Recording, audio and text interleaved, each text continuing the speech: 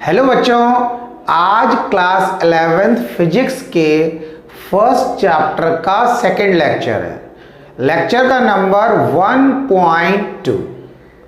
जो भी मेरा लेक्चर आपको मिलेगा वो बिल्कुल कंटिन्यूटी के साथ मिलेगा। फर्स्ट चैप्टर के जितने भी लेक्चर होंगे उनका ऑर्डर होगा 1.1, 1.2, 1.3 एंड सो ऑन। जब सेकंड चैप्टर स्टार्ट होगा तो 2.2 से 2.1, 2.2, 2.3 इस तरीके से।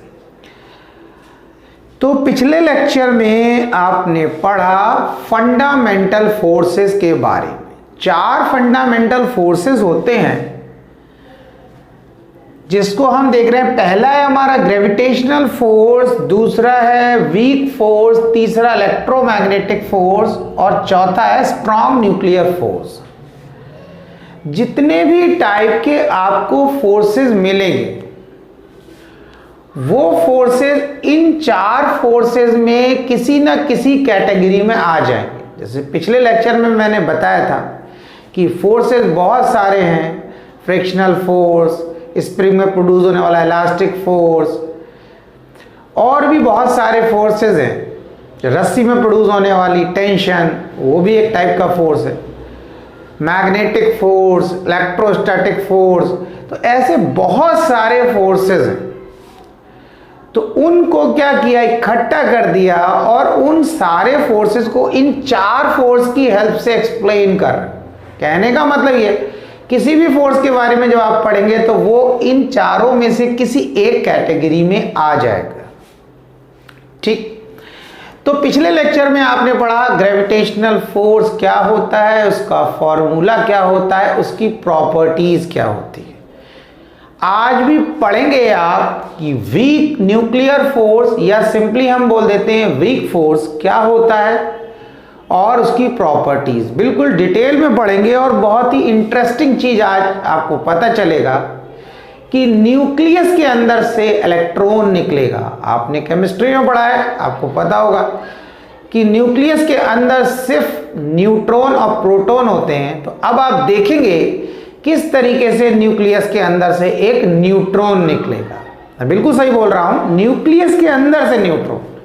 न्यूक्लियस के अंदर आपने नहीं पढ़ा, आपने तो ये पढ़ा है कि न्यूक्लियस के अंदर प्रोटॉन और न्यूट्रॉन होते हैं। हर चीज डिटेल में पढ़ेंगे और अच्छे से उसको समझेंगे। तो बात कर रहे हैं हम यहां पर वीक न्यूक्लियर फोर्स की। तो वीक फोर्स क्या होता है, उसकी डेफिनेशन देखें। The force between the elementary particles of a radioactive substance during beta decay is called weak force। एक डेफिनेशन होती है, उसमें वर्ड्स तो छोटे छोटे होते हैं लेकिन उनमें बहुत कुछ बताया गया होता है। हर छोटी छोटी चीज को समझना है। मैं हर चीज को डिटेल से पढ़ाऊंगा, डिटेल से आपको समझाऊंगा, क्योंकि 11th 12th का सिलेबस बहुत ही इंपॉर्टेंट है। अगर आपने अच्छे से पढ़ लिया 11th 12th तो आपको किसी भी एग्जाम में कोई दिक्कत नहीं होगी, आप किसी भी एग्जाम में नहीं रुकने वाले। ठीक है, तो हम स्टार्ट करते हैं यहाँ पे। तो वीक फोर्स क्या है समझना ना, the force between the elementary particles. तो एक एक वर्ड का मीनिंग समझते जाएंगे।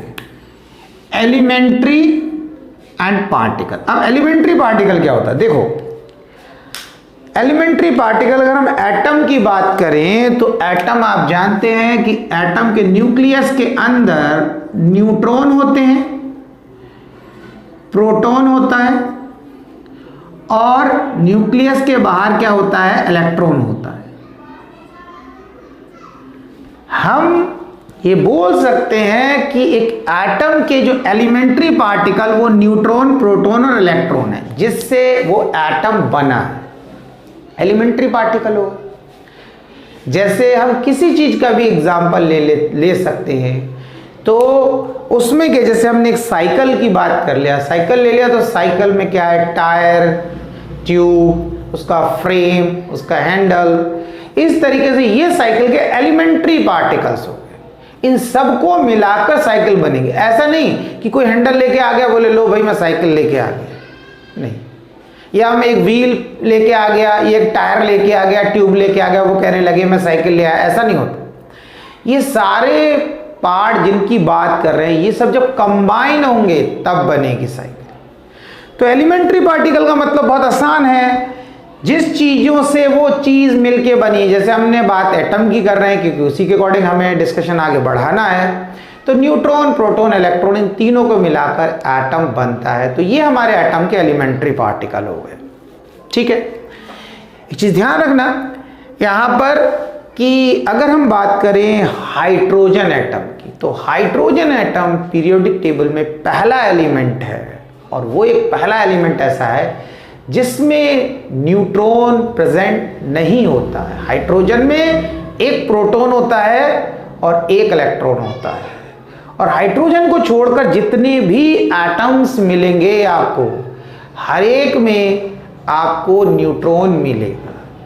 हाइड्रोजन के जो आइसोटोप्स होते हैं उनमें न्यूट्रॉन होते हैं। मैं हाइड्रोजन एटम की बात कर रहा हूं, हाइड्रोजन के आइसोटोप्स की नहीं कर रहा हूं। मैं कह रहा हूं हाइड्रोजन एटम में न्यूट्रॉन नहीं होता है, हाइड्रोजन के आइसोटोप्स में न्यूट्रॉन होता है। ठीक, आगे बढ़ते हैं। Elementary particles of radio active substance. Radio active substance क्या होता है?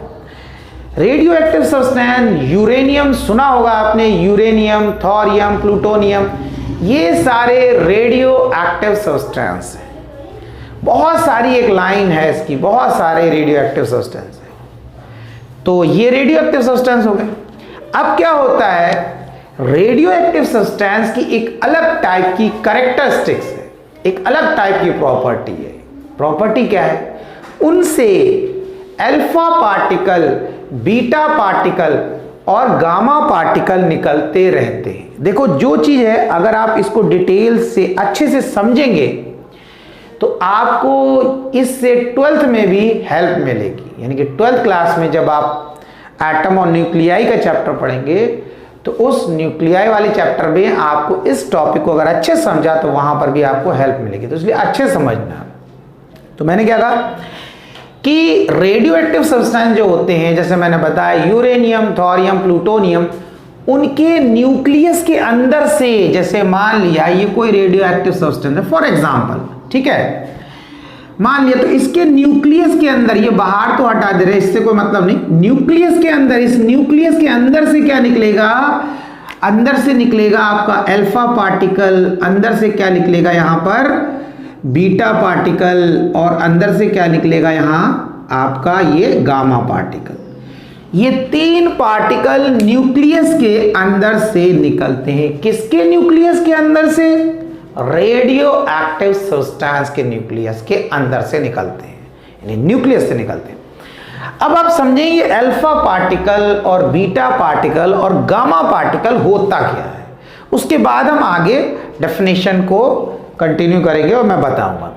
तो हमने तीन पार्टिकल की बात की, अल्फा पार्टिकल, बीटा पार्टिकल और गामा पार्टिकल। तो हम यहां लिखते, ये मैंने कहा अल्फा पार्टिकल हो गया, ये मेरा बीटा पार्टिकल हो गया, और ये गामा पार्टिकल हो गया। ठीक, जो अल्फा पार्टिकल होता है वो होता है हीलियम न्यूक्लियाई, यानी कि हीलियम का atom, helium atom, helium atom अगर आपने देखा होगा तो उसके अंदर क्या होता है? उसके अंदर He की बात करें, हीलियम एटम की, दो न्यूट्रॉन, यानी कि न्यूट्रॉन दो हो गए उसके अंदर, और उसके अंदर प्रोटॉन जो है वो भी दो हो गए, क्योंकि हीलियम का जो एटॉमिक नंबर होता है वो 2 होता है। तो दो न्यूट्रॉन, दो प्रोटॉन होते हैं, और उसके चारों तरफ 2 इलेक्ट्रॉन होते हैं, क्योंकि हमारा एटम कौन सा? हीलियम। ये हमारा हीलियम एटम हो गया। अब हमने क्या किया, इस हीलियम एटम के 2 ये इलेक्ट्रॉन थे, इन्हें हटा दिया, इन्हें हटा दिया। जब हटा दिया इन दोनों इलेक्ट्रॉन को हमने हटा दिया, तो हमारे पास क्या बचा? Helium nuclei. हम बोल सकते हैं आयोनाइज हीलियम एटम, यानी कि हीलियम एटम, अब 2 इलेक्ट्रॉन चले गए तो वो हीलियम आयन बन गया, यानी कि उस पर कैसा चार्ज डेवलप हो गया? पॉजिटिव चार्ज डेवलप हो गया। तो ये हमारा हीलियम न्यूक्लियाई रह गया, 2 इलेक्ट्रॉन निकल गए। इसी हीलियम न्यूक्लियाई को हम अल्फा पार्टिकल बोलते हैं। यानी कि अगर अल्फा पार्टिकल की कोई प्रॉपर्टी आपसे पूछे तो आप हीलियम न्यूक्लियाई की प्रॉपर्टीज उसको बता दीजिए, या आयनाइज हीलियम एटम। अब आयनाइज में ये मत सोचना कि सिर्फ एक इलेक्ट्रॉन गया, दोनों जब इलेक्ट्रॉन चले जाएं, दो इलेक्ट्रॉन जब चले गए यानी कि सिर्फ हीलियम न्यूक्लियस रह गया, तो उस हीलियम न्यूक्लियस की प्रॉपर्टी आप बता दें, वही प्रॉपर्टीज अल्फा पार्टिकल की प्रॉपर्टीज है, यानी कि हीलियम का न्यूक्लियस। अब एक बड़ा इंटरेस्टिंग क्वेश्चन इसमें बनता है कि भाई अगर हीलियम न्यूक्लियाई की बात कर रहे हैं तो उसको सिंपली हीलियम न्यूक्लियाई बोल देते, उसको अल्फा पार्टिकल बोलने की जरूरत क्यों थी? क्यों बोला उसे अल्फा पार्टिकल? सिंपल एक नाम और एक्स्ट्रा जोड़ दिया अल्फा पार्टिकल, वो भी याद करना पड़ेगा बच्चों को। तो आप ये समझें, इसका अल्फा पार्टिकल का नाम हमने, या जो आप पढ़ेंगे उसमें अल्फा पार्टिकल इसलिए रखा गया है क्योंकि ये एक्चुअल में कोई हीलियम एटम आयोनाइज नहीं हुआ है। देखो इंटरेस्टिंग पॉइंट है, समझना।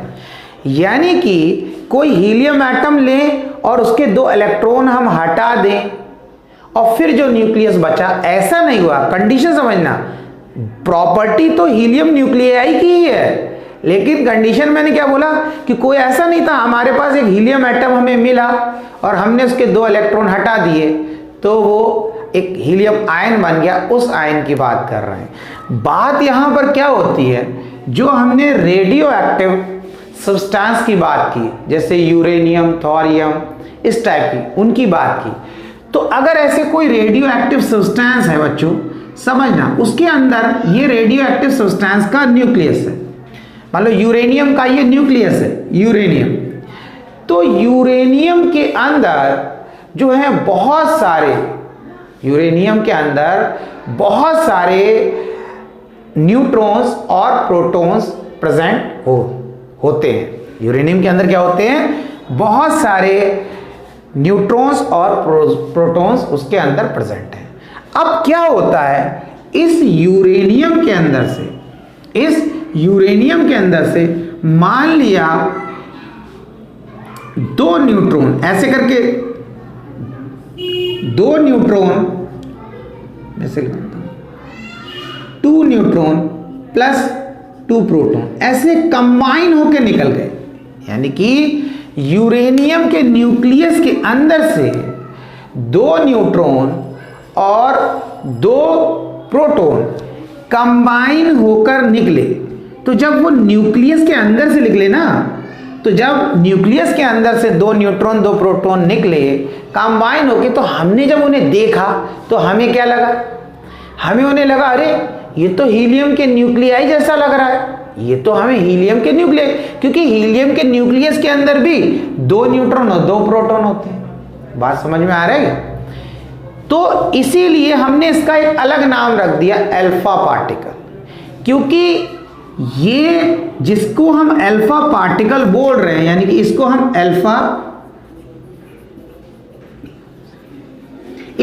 अगर अल्फा पार्टिकल बोल रहे हैं तो आपको समझना है क्यों हमने इसका अलग नाम रखा। हमने इसका अलग नाम इसलिए रखा क्योंकि न्यूक्लियस के अंदर से, यूरेनियम के न्यूक्लियस के अंदर तो बहुत सारे न्यूट्रॉन बहुत सारे प्रोटॉन थे, तो दो न्यूट्रॉन और दो प्रोटॉन ने एक ग्रुप बना लिया, बोले चलो यार अब न्यूक्लियस में बहुत टाइम हो गया रहते हुए बाहर चल रहे हैं, और वो चारों का चारों बाहर निकल आए। जब चारों बाहर निकल के आए, हमने उसे देखा, हमने कहा अरे ये तो ऐसा लग रहा है हीलियम का न्यूक्लियस है, क्योंकि दो न्यूट्रॉन दो प्रोटॉन। हाँ, तो हमने क्या बोल दिया कि भाई अल्फा पार्टिकल की सारी प्रॉपर्टी किस जैसी है, हीलियम न्यूक्लियस जैसी है। लेकिन एक्चुअल में क्या आप बताओ, क्या कंडीशन ऐसी हुई, कोई हीलियम एटम था उसके दो इलेक्ट्रॉन निकाल दिए तब उसका न्यूक्लियस बचा? ऐसा तो मैंने अभी कुछ बताया नहीं है। बात समझ में आ रही है? तो यहां पर क्या हुआ, यूरेनियम के न्यूक्लियस से या थोरियम के न्यूक्लियस से दो न्यूट्रॉन और दो प्रोटॉन कंबाइन, यानी कि ये चार पार्टिकल कंबाइन होकर निकले। जब हमने उसे देखा तो हमें लगा कि अरे ये तो हीलियम न्यूक्लियाई है, ठीक है, तो कहा ये हीलियम न्यूक्लियाई है, लेकिन वो एक्चुअल में कोई हीलियम का एटम नहीं था जिससे 2 इलेक्ट्रॉन चले गए और 2 न्यूट्रॉन 2 प्रोटॉन बचे। वो जो 2 न्यूट्रॉन 2 प्रोटॉन थे वो रेडियो एक्टिव न्यूक्लियस के अंदर से निकले, इसीलिए हमने उसका एक अलग नाम रख दिया। और दूसरा नाम क्या रख दिया हमने? Alpha particles. समझ में आया? तो देखो क्या होता है, जो जहां से ओरिजिनेट हो रहा है तो उसके अकॉर्डिंग उसका एक अलग नाम हमने रख दिया। इतना क्लियर हुआ? ठीक। अब उसके बाद हम बात करते हैं यहां पर बीटा पार्टिकल की। अब अगर कोई बोले भाई बीटा पार्टिकल क्या है, तो हम बोलेंगे बीटा पार्टिकल तो इलेक्ट्रॉन है। अब अगर आप इलेक्ट्रॉन की बात करोगे तो बहुत आसान सी बात है। इलेक्ट्रॉन पे आपको पता है, इलेक्ट्रॉन को हम किससे? ई माइनस से डिनोट करते थे। इलेक्ट्रॉन का चार्ज कितना होता था? -1.6 into 10 to the power -19 coulomb इतना चार्ज होता है। ठीक है। अगर इलेक्ट्रॉन की मास की बात करें तो मास ऑफ इलेक्ट्रॉन कितना होता है? 9.1 into 10 to the power -31 kg। ये हमारा इलेक्ट्रॉन का मास हो गया। अब भाई हमने बीटा पार्टिकल देखा तो सारी प्रॉपर्टी तो इलेक्ट्रॉन जैसी मैच कर रही, उस पर चार्ज भी माइनस में है, उसका मास भी ऐसी है। हमने उसे पकड़ के देखा तो देखा उसकी शक्ल सूरत भी वैसी है। ठीक है। अब एक चीज है, ऐसी बोल रहा हूं, आपको खुद पता है कि एटम को ही हम क्लियर इमेज नहीं देख पाए तो इलेक्ट्रॉन की कैसे देख सकते हैं, लेकिन एक समझना है, उसको हमने देखा, फील समझना है ना इसको, कि हमने उस बीटा पार्टिकल को देखा तो बोले अरे यार इस पे चार्ज भी इलेक्ट्रॉन के बराबर, इसका मास भी इलेक्ट्रॉन, ये तो देखने में भी इलेक्ट्रॉन जैसा लग रहा है। लेकिन फिर वही कंडीशन समझना है, आया कहां से? तो कहा ये तो किसी रेडियो एक्टिव सब्सटेंस के न्यूक्लियस से आया है। कहां से आया?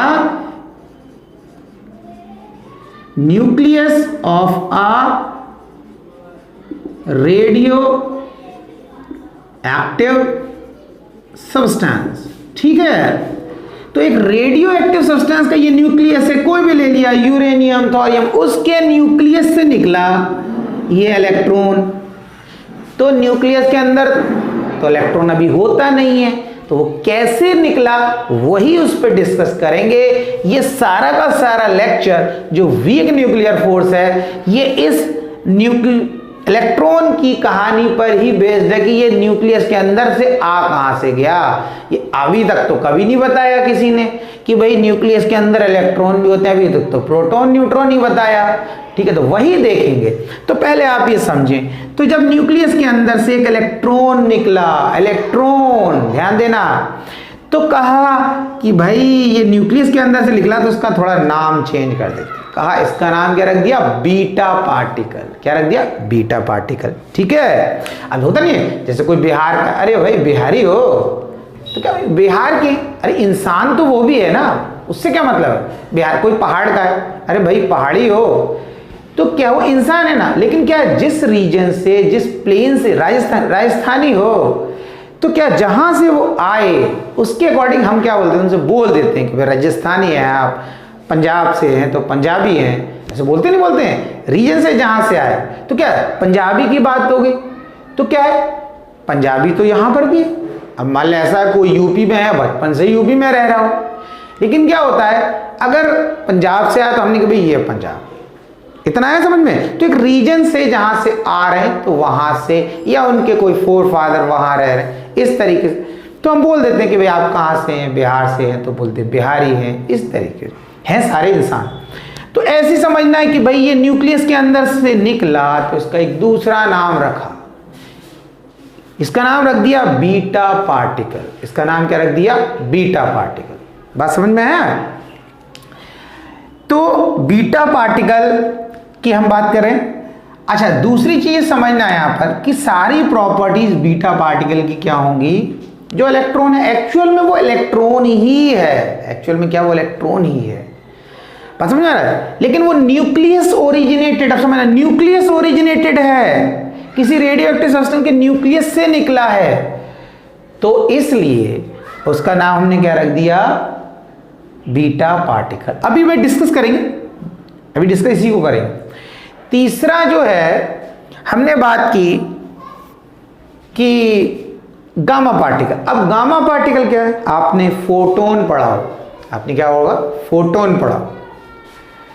तो फोटोन जो है कहते हैं एनर्जी ऑफ पैकेट। सन से जो सनलाइट आ रही है वो एनर्जी की फॉर्म में आ रही है। वो क्या हो गया? एनर्जी की फॉर्म में आ रही।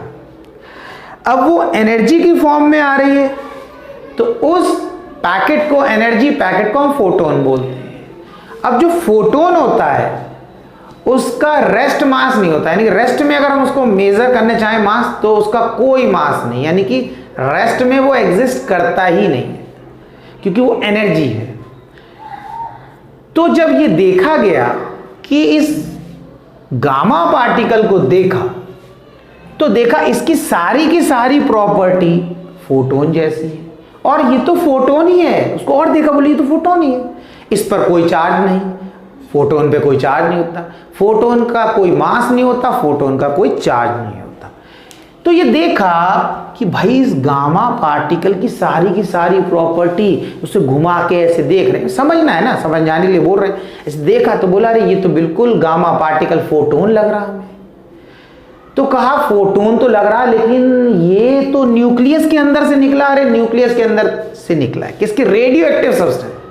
तो इसलिए उसका नाम रख दिया गामा पार्टिकल। तो समझना है हीलियम न्यूक्लियाई, यानी कि हीलियम का nucleus originated from the nucleus of a radio active substance, यानी कि कोई ऐसा स्ट्रक्चर, ऐसा पार्टिकल जो बिल्कुल प्रॉपर्टी हीलियम न्यूक्लियस की रखता हो, लेकिन निकला कहां से?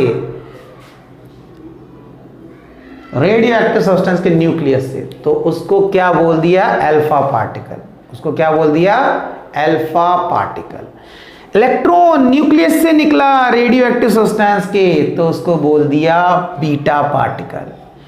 फोटोन न्यूक्लियस से निकला रेडियो एक्टिव सब्सटेंस के, यूरेनियम, थोरियम, किसी के भी निकला तो हमने क्या बोल दिया कि कैसा है? ये हमारा गामा पार्टिकल है। इतना क्लियर हो गया? अब बात करेंगे हम अपने टॉपिक पर जिसकी बात कर रहे थे कि वीक फोर्स क्या होता है। अब यहां मैंने अल्फा बीटा बता दिया क्योंकि ये अभी इसकी हमें जरूरत पड़ेगी, तो समझिए, बात समझे?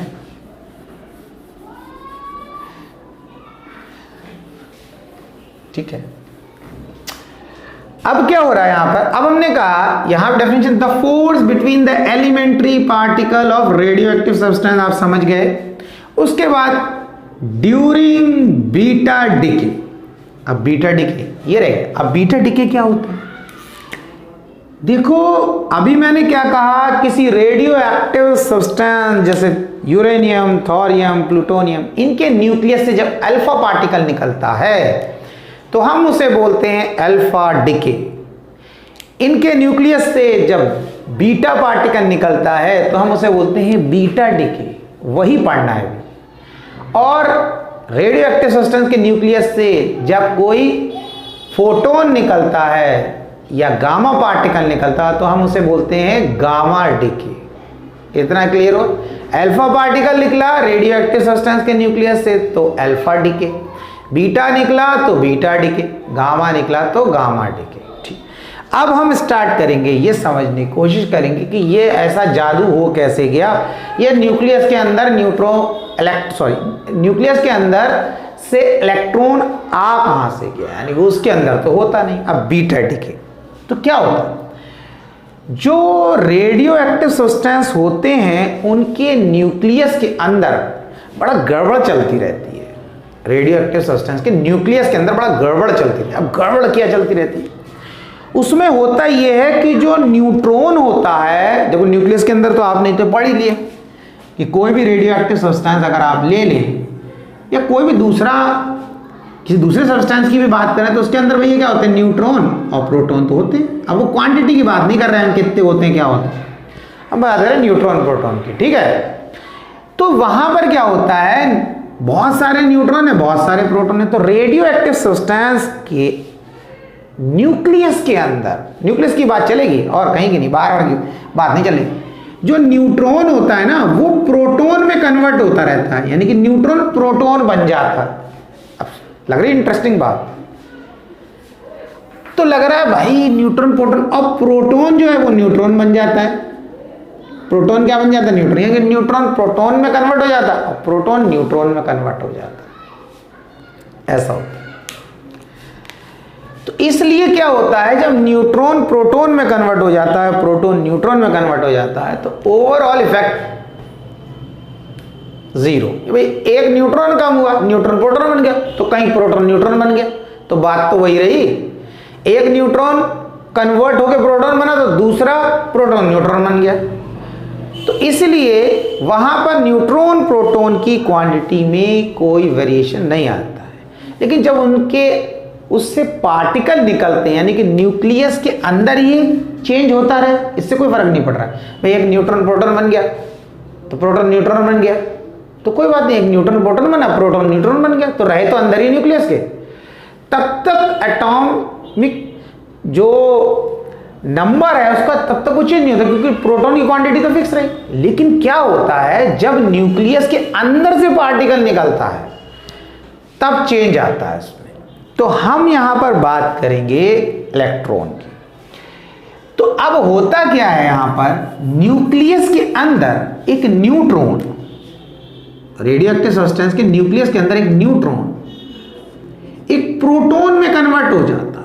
क्या होता है? प्रोटॉन में कन्वर्ट होता है। तो एक्चुअल में वो जब ये न्यूट्रॉन टूटता है ना, इसका ब्रेकअप होता है, वो वाला ब्रेकअप नहीं, समझ गए? ऐसे समझो, ये जो न्यूट्रॉन है हमारा, इसका जब ये ब्रेकअप हुआ या टूटा या स्प्लिट हुआ, कुछ भी समझ लो, तो क्या होता है, ये दो पार्टिकल बनते हैं। एक तो बनता है प्रोटॉन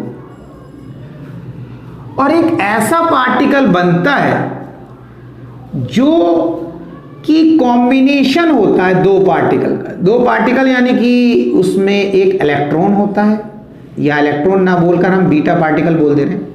बीटा पार्टिकल आप समझना, बीटा पार्टिकल क्या है हमारा? इलेक्ट्रॉन ही है। इलेक्ट्रॉन भी लिख सकते थे हम, ऐसा नहीं। ये बीटा पार्टिकल और क्या होता है, एक ये इसको बोलते हैं एंटी न्यूट्रिनो, समझ लेना। ये हमारा क्या हो गया, मैं इसको लिख देता हूं, बीटा पार्टिकल। और इस न्यू बार, ये जो सिंबल होता है इस तरीके से, ऐसा लिखा है मैंने, हो सकता है बहुत छोटा लिखा है तो आपको देखने में दिक्कत हो। तो न्यू बार क्या है, ये हमारा ये होता है हमारा एंटी न्यूट्रिनो, एंटी न्यूट्रिनो बोलते हैं। तो ये जो न्यूट्रॉन है ये न्यूक्लियस के अंदर टूटा तो दो टुकड़े हुए। एक तो बना प्रोटॉन, मतलब इसके जो दो टुकड़े हुए, या ये बोल सकते हैं न्यूट्रॉन स्प्लिट हो गया दो टुकड़ों में, दो पीस में। तो एक टुकड़े को तो हमने बोला प्रोटॉन, क्योंकि वो प्रोटॉन ही बन गया। और दूसरा एक ऐसा पार्टिकल था जो दो पार्टिकल के कॉम्बिनेशन से बना था। उसमें एक पार्टिकल था ये बीटा पार्टिकल और दूसरा ये क्या था, एंटी न्यूट्रिनो। इसका ये कॉम्बिनेशन है। अब इलेक्ट्रॉन न्यूक्लियस के अंदर एग्जिस्ट करता नहीं है, इलेक्ट्रॉन न्यूक्लियस के अंदर एग्जिस्ट करता नहीं है। तो ये जो पार्टिकल है ये न्यूक्लियस से, अब ये ऐसे समझ लो, ये हमारा एक न्यूक्लियस है, मैं पूरा ऐसे बना दूं, ये हमारे रेडियो एक्टिव सब्सटेंस, मान लो यूरेनियम है, उसका न्यूक्लियस है। तो उसके अंदर क्या हुआ, ये जो न्यूट्रॉन था ये स्प्लिट हुआ दो पार्टिकल में, एक बना प्रोटॉन और एक ऐसा पार्टिकल बना जो कि दो पार्टिकल का कॉम्बिनेशन, बीटा पार्टिकल और एंटी न्यूट्रिनो का। अब भाई प्रोटॉन कह रहे हैं भैया न्यूक्लियस तो भैया हमारा घर है, हम तो यहीं के हैं, न्यूट्रॉन भी हम यहीं का और प्रोटॉन भी। लेकिन इलेक्ट्रॉन क्या कह रहा है, हम नहीं रहते न्यूक्लियस के अंदर, हम तो बाहर घूमते हैं, फ्री स्टाइल चलते हैं, क्योंकि न्यूक्लियस के बाहर इलेक्ट्रॉन घूमते रहते हैं, अंदर नहीं होते। तो ये इलेक्ट्रॉन बोले भाई हम तो नहीं टिकेंगे अंदर, हम तो बाहर चले। जब ये बाहर चले तो अभी तो ये जो एंटी न्यूट्रिनो है इनकी जो है बड़ी तगड़ी दोस्ती है, किससे, बीटा पार्टिकल से। तो बीटा पार्टिकल बोले हम जा रहे हैं न्यूक्लियस से बाहर, तो एंटी न्यूट्रिनो बोले चलो भैया हम भी चल रहे बाहर, हम भी चल रहे बाहर। जैसे ही बाहर निकले ये, अब समझना यहां पर, ठीक है। अब आप इस एंटी न्यूट्रिनो की एक्टिंग देखो।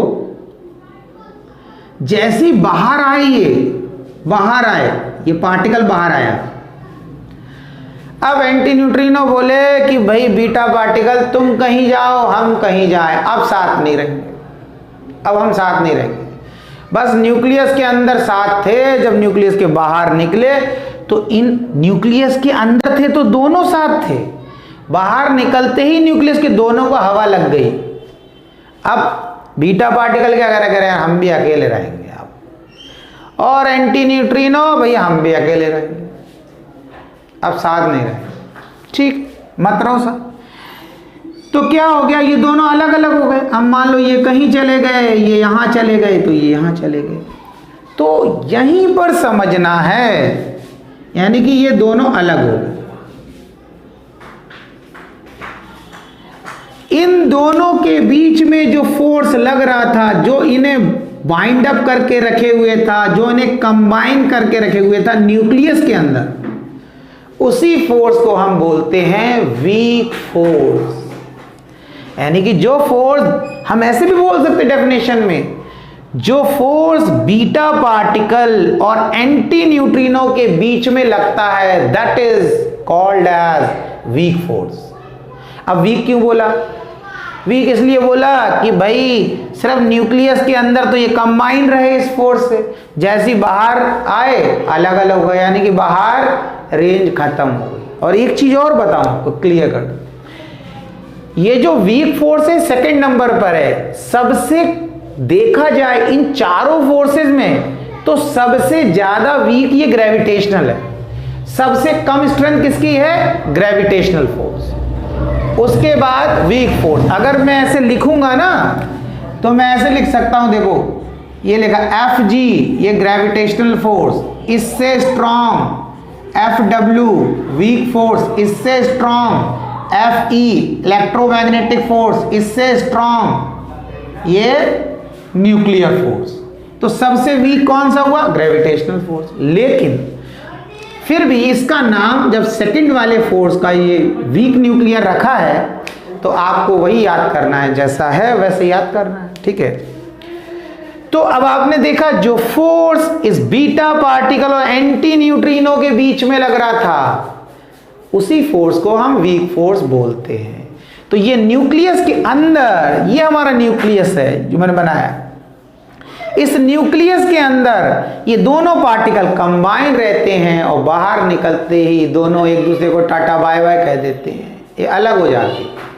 यानी कि न्यूक्लियस के बाहर ये फोर्स जो इनके बीच में लग रहा था वो उन्हें बाइंड अप करके नहीं रख पाता है, उसी फोर्स को हम वीक फोर्स बोलते हैं।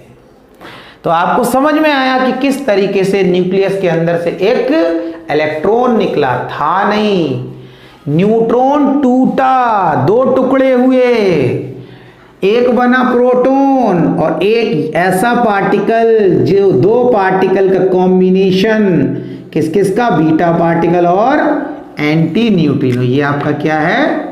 Anti neutrino. न्यूक्लियस के अंदर ये दोनों पार्टिकल रहे कंबाइन, इनके बीच में जो फोर्स लग रहा था उसी को बोलते वीक फोर्स। जैसे बाहर आए दोनों पार्टिकल अलग हो गए, वो फोर्स इन्हें न्यूक्लियस के बाहर बाइंड अप करके नहीं रख पाया। तो ये था आपका वीक फोर्स। उम्मीद है समझ में आया होगा आपको। अब कुछ हम इसमें क्या करते हैं, इसकी प्रॉपर्टीज की बात कर लेते हैं। मैं इसका एक ऑर्डर भी लिखवाऊंगा कि सबसे ज्यादा स्ट्रेंथ जो है हमारे इस स्ट्रॉन्ग फोर्स की है, उससे कम इलेक्ट्रोमैग्नेटिक फोर्स की है, उससे कम वीक फोर्स की है, और सबसे कम जो है ग्रेविटेशनल। यानी कि देखा जाए तो इन सब में सबसे ज्यादा जो वीकेस्ट फोर्स है वो कौन सा है? वो ग्रेविटेशनल फोर्स है। कभी आया था पूछ लेते वीकेस्ट फोर्स, तो वीक फोर्स का नाम मत लिख देना कि उसका नाम है वीक फोर्स, तो बोलो वही है, वीकेस्ट बोल दिया ना उन्होंने, तो उसमें आपको ग्रेविटेशनल फोर्स लिखना है, ठीक है। तो अब मैं आपको एक चीज बताता हूं, जैसे स्ट्रेंथ की बात करें, अगर हम इस फोर्स की स्ट्रेंथ मान लें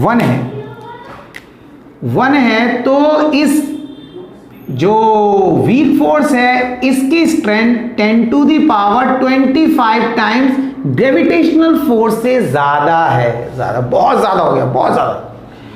और इसकी जो इलेक्ट्रोमैग्नेटिक फोर्स है 10 टू द पावर 36 टाइम्स इस ग्रेविटेशनल फोर्स से ज्यादा है, ये इलेक्ट्रोमैग्नेटिक फोर्स। और nuclear force 10 to the power 38। तो आप ये समझें कि ये जो है ग्रेविटेशनल फोर्स जो है वो सबसे वीक फोर्स है। इसकी स्ट्रेंथ अगर हमने 1 मान लिया तो ये जो वीक फोर्स है इसकी स्ट्रेंथ इससे 10 टू द पावर 25 टाइम्स ज़्यादा है। और इस इलेक्ट्रोमैग्नेटिक फोर्स की स्ट्रेंथ इस ग्रेविटेशनल फोर्स से 10 टू द पावर 36 टाइम्स ज़्यादा है। और इस न्यूक्लियर फोर्स की स्ट्रेंथ जो है ग्रेविटेशनल फोर्स से 10 टू द पावर 38 टाइम्स ज़्यादा है। इतना समझ में आया? तो ये आपको समझना है कि सबसे ज़्यादा स्ट्रॉन्ग हमारा स्ट्रॉन्ग न्यूक्लियर फोर्स है, और जो सबसे वीक की बात कर रहे हैं वो हमारा ग्रेविटेशनल फोर्स है। इतना क्लियर हो? अब इसमें हम कुछ प्रॉपर्टीज़ की बात करेंगे, जैसे कि ग्रेविटेशनल फोर्स में भी प्रॉपर्टीज़ की बात की। अब प्रॉपर्टीज़ की में हम पहली प्रॉपर्टी ये है ये कि शॉर्ट रेंज फोर्स है। इसका पहला प्रॉपर्टी क्या है? Short range force. अब शॉर्ट रेंज क्यों बोल रहे हैं? शॉर्ट रेंज इसलिए बोल रहे हैं, देखो, क्योंकि ये न्यूक्लियस के अंदर ही लगेगा। ये हमारा न्यूक्लियस है, तो न्यूक्लियस यानी कि न्यूक्लियस के अंदर क्या भी बनाया है? एक बीटा पार्टिकल और एक एंटी न्यूट्रॉन, ये कंबाइन थे। जब एक न्यूट्रॉन टूटा एक प्रोटॉन में और एक ऐसे पार्टिकल में जो कि बीटा पार्टिकल और एंटी न्यूट्रिनो का कॉम्बिनेशन था, तो ये हमारा न्यूक्लियस है। ये हमारा क्या है? न्यूक्लियस। तो न्यूक्लियस के अंदर यानी कि बीटा पार्टिकल और एंटी न्यूट्रिनो के बीच में जो फोर्स लग रहा है वो न्यूक्लियस के अंदर ही तो लग रहा है। बाहर आए तो दोनों अलग हो गए, तो ये फोर्स लग ही नहीं रहा था। तो ये शॉर्ट रेंज फोर्स है। ये क्या हो गया? Short range. यानी इसकी रेंज कितनी है? सिर्फ न्यूक्लियस के अंदर अंदर लगेगा, न्यूक्लियस के बाहर ये नहीं लगेगा। इतना समझ में आया? ये चीज है। दूसरी चीज ये समझना है कि इसमें फील्ड पार्टिकल की बात करते हैं कि भाई इसमें फील्ड पार्टिकल, जैसे हमने ग्रेविटेशनल फोर्स में आपने पढ़ा कि फील्ड पार्टिकल ग्रेविटॉन्स थे, यानी ग्रेविटॉन्स एक बॉडी से निकल के दूसरी बॉडी में, दूसरी से पहली बॉडी में जा रहे हैं, तो उसकी वजह से वो दोनों बॉडी एक दूसरे पर अट्रैक्टिव फोर्स लगा रही। तो यहां पर जो फील्ड पार्टिकल होता है वो होता है न्यूट्रिनो। न्यूट्रिनो अभी हमने क्या बताया? Anti neutrino. तो क्या होता है? एक न्यूट्रिनो पार्टिकल होता है जिसका सिंबल होता है ये न्यू। इसमें इसका सिंबल ये न्यू। न्यू पर बार लगा दिया, समझना, ऐसे बार लगा दिया तो ये हो गया ए एन टी, एंटी। ये हो गया एंटी न्यूट्रिनो। और ये बिना बार के लिखा तो इसको लिखा हमने न्यूट्रिनो। न्यूट्रिनो। तो आप ये समझें कि बिना बार के लिखा तो ये न्यूट्रिनो और बार लगा दिया तो एंटी न्यूट्रिनो। अगर इन पार्टिकल्स की बात करें तो ये ऐसे पार्टिकल हैं जिनमें एनर्जी है सर। इनका भी कोई मास नहीं है और इन पर भी कोई चार्ज नहीं है। यानी कि अगर आप बोलो इस पे चार्ज कितना, हम बोले 0। आप बोले रेस्ट मास, हम बोलेंगे 0। इस पे बोलेंगे चार्ज 0, रेस्ट मास 0। इस सिंबल को क्या बोलते हैं? सिंबल को बोलते हैं न्यू। क्या बोलते हैं? न्यू। न्यू। आप इसको क्या बोलेंगे? न्यू बार। भाई ऊपर एक लाइन ड्रॉ कर दी तो इसको बोले न्यू बार। न्यू बार। और एक सिंबल और होता है ये म्यू। इसको आपने 10th क्लास में पढ़ा होगा, रिफ्रैक्टिव इंडेक्स ऑफ ग्लास। इसको बोलते हैं म्यू, इसको बोलते हैं न्यू। तो न्यू और ये न्यू बार। तो क्या हो रहा कि ये जो पार्टिकल है ये वाला, इसको हम बोल रहे हैं न्यूट्रिनो। ये न्यूट्रिनो जब ये दोनों पार्टिकल, हम समझना, ये जो बीटा पार्टिकल और ये एंटी न्यूट्रिनो, देखो बीटा पर ये माइनस इसलिए लगाया, ये बताना चाह रहा है, इस पर बार नहीं लगा, आप कंफ्यूज हो, ये बीटा के ऊपर माइनस लगाया, यानी कि ये बता रहे हैं कि इलेक्ट्रॉन है, इलेक्ट्रॉन पे नेगेटिव चार्ज होता है, ये बता रहे हैं। और ये जो न्यू लिखा, इस पर हमने बार लगाया, ये हमारा एंटी न्यूट्रिनो। तो क्या होता है, ये जो न्यूट्रिनो एक ऐसा पार्टिकल होता है जो बीटा पार्टिकल से इधर और इस पार्टिकल से इधर जंप मारता रहता है, दोनों में जंप मारता रहता है। मतलब आप ये समझ सकते हो कि इसके एक्सचेंज होने से इस न्यूट्रिनो के, यानी कि बीटा पार्टिकल से एंटी न्यूट्रिनो की तरफ जाने पर और एंटी न्यूट्रिनो से बीटा पार्टिकल की तरफ जाने, एक्सचेंज होने की वजह से इस पार्टिकल के, किसके, इस पार्टिकल के न्यूट्रिनो के, किसके बीच में, बीटा माइनस और एंटी न्यूट्रिनो की ही, इन दोनों के बीच में वीक फोर्स लग रहा था। तो इन दोनों के बीच में एक ऐसा पार्टिकल जो कभी इससे इसमें जाता है, इससे इसमें जाता है, उसे हम न्यूट्रिनो बोलते हैं। तो इसी को हम फील्ड पार्टिकल बोलेंगे, किसमें, वीक न्यूक्लियर फोर्स में। बात समझ में आई, वीक न्यूक्लियर फोर्स में। अब कभी कभी बोलते हैं कि भाई इसकी रेंज बताओ, जैसे मैंने अभी बता दिया, मैंने शॉर्ट रेंज है न्यूक्लियस के अंदर का, तो कभी कभी वैल्यू भी लिखा होता है, तो उसमें रेंज लिखा होता है ऐसे करके, रेंज, रेंज किसकी, range of weak force, weak force. तो लिखा होता है approx 10 to the power -15 metre, ये लिखा होता है। ये ध्यान देना इस वैल्यू को, इस वैल्यू पे ध्यान देना।